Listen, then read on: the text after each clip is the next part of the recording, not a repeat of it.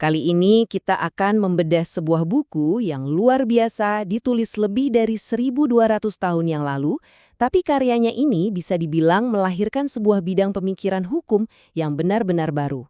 Inilah kisah Al-Risalah.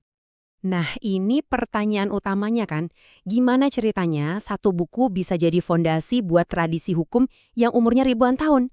Jawabannya keren banget. Al-Risalah ini bukan cuma sekedar naskah kuno yang berdebu, tapi ini adalah dokumen yang hidup. Pengaruhnya itu masih terasa sampai sekarang, membentuk cara jutaan orang memahami hukum hingga hari ini. Oke, siapa sih sosok jenius di baliknya? Beliau adalah Imam Al-Syafi'i. Kita lagi ngomongin periode awal-awal perkembangan Islam, di mana banyak banget tradisi hukum yang mulai terbentuk. Nah, karya Imam Syafi'i ini jadi semacam jembatan krusial nih, yang menyatukan berbagai madhab pemikiran saat itu, menciptakan sebuah sintesis yang sangat kuat. Jadi, untuk ngebongkar mahakarya ini, kita bakal kayak melakukan penggalian arkeologis intelektual. Kita bakal lihat kenapa teks ini begitu fundamental, kita bedah cetak biru di dalamnya, kita telusuri perjalanan naskahnya yang luar biasa, dan terakhir, kita lihat warisannya yang masih hidup sampai sekarang. Coba bayangin deh, suatu masa di mana hukum Islam itu lagi berkembang pesat banget. Tapi belum ada satu metodologi yang sistematis dan disepakati bersama untuk menafsirkannya. Jadi setiap ahli hukum punya jalannya masing-masing.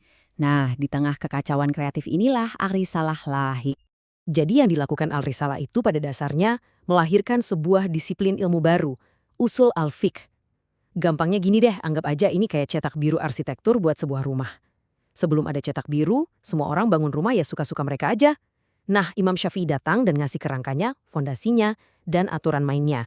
Supaya rumah hukum yang dibangun itu kokoh dan konsisten. Oke, jadi isinya apa aja sih cetak biru ini? Gimana caranya Imam Al-Syafi'i menyusun argumennya sampai bisa menciptakan sistem ini dari nol?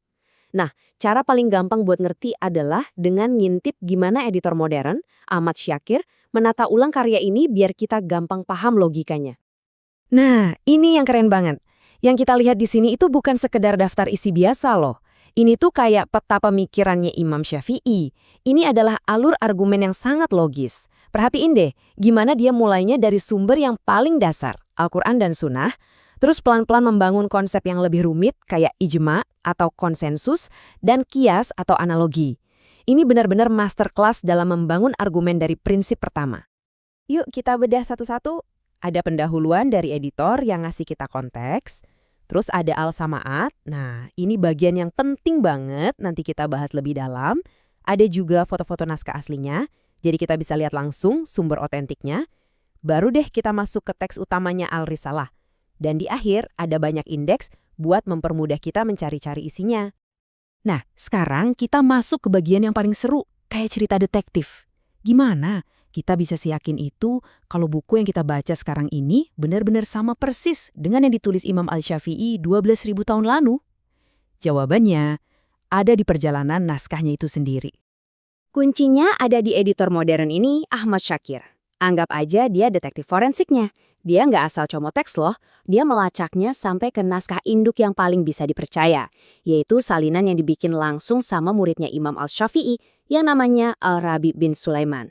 Ini udah paling dekat sama tulisan aslinya. Coba kita ikutin perjalanannya yang luar biasa ini.